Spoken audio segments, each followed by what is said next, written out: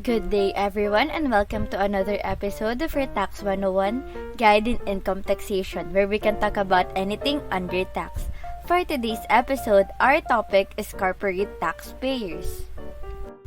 The Corporation Code of the Philippines defines a corporation as an artificial being created by operation of law, having the right of succession and the powers, attributes, and properties expressly authorized by law or incident to its existence.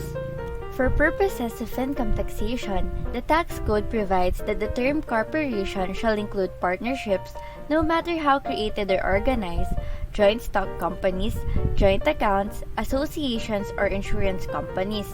It also includes mutual fund companies, regional operating headquarters of multinational corporations, and joint accounts, but does not include the following. Number 1. A general professional partnership or a partnership formed by persons for the sole purpose of exercising their common profession. Number 2. A joint venture or consortium formed for the purpose of undertaking construction projects pursuant to Presidential Decree No. 929, dated May 4, 1976, to assist local constructors in achieving competitiveness with foreign contractors by pooling their resources in undertaking big construction projects, or a joint venture or consortium for engaging in petroleum, coal, geothermal, and other energy operations pursuant to an operating consortium agreement under a service contract with the government. Under Section 30 of the Tax Code, the following organizations shall not be taxed in respect to income received by them as such: A. Labor, agricultural, or horticultural organizations not organized principally for profits. B. Mutual savings bank not having a capital stock represented by shares, and cooperative bank without capital stock, organized and operated for mutual purposes and without profit. A beneficiary, society, order, or association operating for the exclusive benefit of the members, such as fraternal organization operating under the lodge system, or a mutual aid association or a non-stock corporation organized by employees providing for the payment of life, sickness, accident, or other benefits exclusively to the members of such society, order, or association, or non-stock corporation or their dependents. Cemetery, company owned and operated exclusively for the benefits of its members. E. Non-stock corporation or association organized and operated exclusively for religious, charitable, scientific, athletic, or cultural purposes, or rehabilitation of veterans. No part of its net income or asset shall belong or inure to the benefit of any member, organizer, officer, or any specific person. F. Business League, Chamber of Commerce, or Board of Trade not organized for profit and no part of the net income of which inures to the benefit of any private stockholder or individual. G. Civic league or organization not organized for profit but operated exclusively for the promotion of social welfare. H. A non-stock non-profit educational institution. I. Government educational institution. J.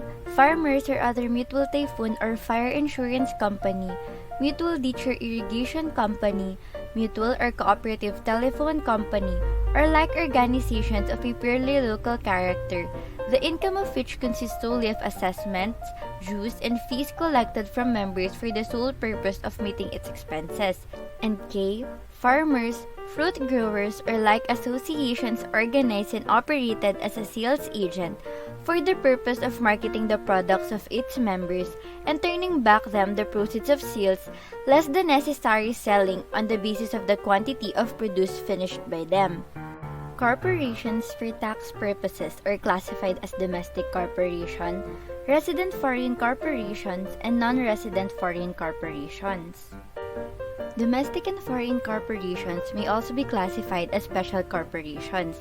Under the tax code, certain corporations are subject to lower tax rates on their regular income instead of the normal or regular corporate tax of 30%. These corporations are classified as special corporations. However, certain passive incomes and capital gains on sale of shares of closely held domestic corporations and real properties situated in the Philippines are still subject to applicable final withholding taxes and capital gains tax as the case may be. The applicable income tax of a corporation depends on the type of the corporation and the income subject to tax. Regular or ordinary income are generally subject to normal or regular corporate income tax of 30% as provided in Table Number 1. Domestic corporations are taxable on their income derived from all sources within and without the Philippines, while foreign corporations are taxable on their income derived from sources within the Philippines only. Generally, domestic and resident foreign corporations are subject to 30% normal or regular corporate income tax (NCIT or RCIT) based on net income during the taxable year.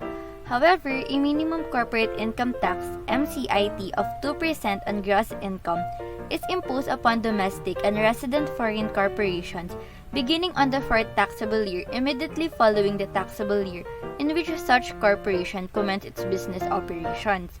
The tax due should be the higher between the RCIT and MCIT. The non-resident foreign corporation not engaged in trade or business in the Philippines shall pay a tax equal to 30% of gross income from all sources in the Philippines, such as interest, rents, premiums except reinsurance premiums, annuities, emoluments or other fixed or determinable annuities, periodic or casual gains, profits and income, and capital gains except income subject to capital gains tax. Government-owned and controlled corporations or GOCCs are all corporations, agencies, or instrumentalities owned or controlled by the government.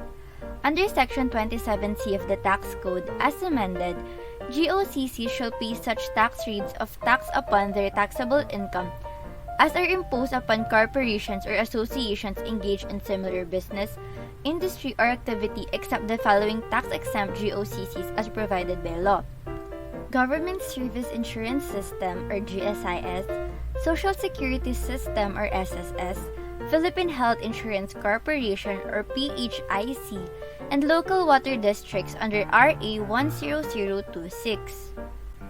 Corporations created by special laws or charters shall be taxed based on the provisions of the special law or charter creating them or applicable to them, supplemented by the provisions of the tax code, insofar as they are applicable, such as the Bangko Sentral ng Pilipinas.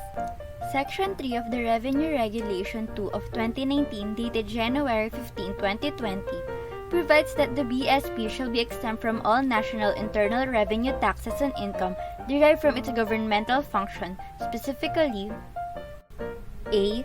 Income from its activities or transactions in the exercise of its supervision over the operations of banks and its regulatory and examination powers over non-bank financial institutions performing quasi-banking functions, money service businesses, credit-granting businesses, and payment system operators, and b. Income in pursuit of its primary objective to maintain price stability, conducive to a balanced and sustainable growth of the economy, and the promotion and maintenance of monetary and financial stability and the convertibility of the peso. In summary, income of a governmental agency arising from governmental functions are exempt, while income of a government agency arising from proprietary functions are taxable. Here are the corporate income tax rates on regular income. First is the regular corporate income tax. For domestic corporations, 30% of the net income within and without the Philippines. For resident foreign corporations, 30% of the net income within the Philippines. For non-resident foreign corporations, 30% of the gross income within the Philippines. We also have the minimum corporate income tax, which is applicable to domestic corporations and resident foreign corporations. For domestic corporations, the MCIT is 2% of gross income within and without the Philippines. For resident foreign corporations, the MCIT is 2% of gross income within the Philippines. Next is the gross income tax, which is optional. The tax rate for domestic corporations is 15% based on the gross income within and without the Philippines. For resident foreign corporations, the same rate is applied, however, it is only based on the gross income within the Philippines. Revenue Regulations 298 as amended by 12-2007 provides that a minimum corporate income tax (MCIT) of 2% of the gross income as of the end of the taxable year, whether calendar or fiscal, depending on the accounting period employed, is imposed upon any domestic corporations and resident foreign corporations beginning on the fourth taxable year immediately following the taxable year in which such corporation commenced its business operations. The MCIT shall be imposed whenever the corporation has zero taxable income, or the corporation has negative taxable income, or whenever the amount of MCIT is greater than the regular corporate income tax (RCIT) due from such corporation. Hence, MCIT is always computed and compared to RCIT starting on the fourth year of operations. The higher amount should be the tax due for the taxable period. In addition to regular income tax or minimum corporate income tax, a corporation may be subject to final tax on passive income, capital gains tax or CGT, or improperly accumulated earnings tax or IAET.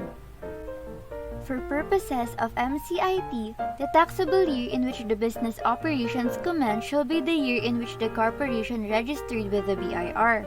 For example, a firm which was registered in May 1998 shall be covered by the MCIT starting in 2002. For purposes of MCIT, gross income means gross sales less sales returns, discounts, allowances, and cost of goods sold in case of sales of goods, or gross receipts less sales returns, discounts, allowances, and cost of services or direct costs in case of sale of services. This means that gross income will also include all items gross income enumerated under Section 32A of the Tax Code, or items subject to normal or regular corporate tax. However, all income exempt from tax and income subject to final taxes should be excluded in the determination of gross income for MCIT purposes. BIR Form Number 1702EX Annual Income Tax Return for Corporation, Partnership, and other non-individual taxpayer exempt under the Tax Code, as amended Section 30 and those exempt in Section 27C and other special laws, with no other taxable income. This return is filed on or before the 5th day of the 4th month following the close of the taxpayer's taxable year. BIR Form Number 1702MX Annual Income Tax Return for Corporation, Partnership, and other non-individual with mixed income subject to multiple income tax rates or with income subject to special or preferential rate. This return is filed with or without payment on or before the 5th day of the 4th month following the close of the taxpayer's taxable year. BIR Form Number 1702RT Annual Income Tax Return for Corporation, Partnership, and other non-individual taxpayers subject only to regular income tax rate. This return is filed with or without payment on or before the 15th day of the 4th month following close of the taxpayer's taxable year. BIR Form Number 1704 Improperly Accumulated Earnings Tax Return for Corporations. The return shall be filed within 15 days after the close of the year immediately succeeding taxpayer's covered taxable year. Thank you for staying with us today, and we are looking forward to see you on our next episode. Stay well and don't forget to pay your taxes. Adios!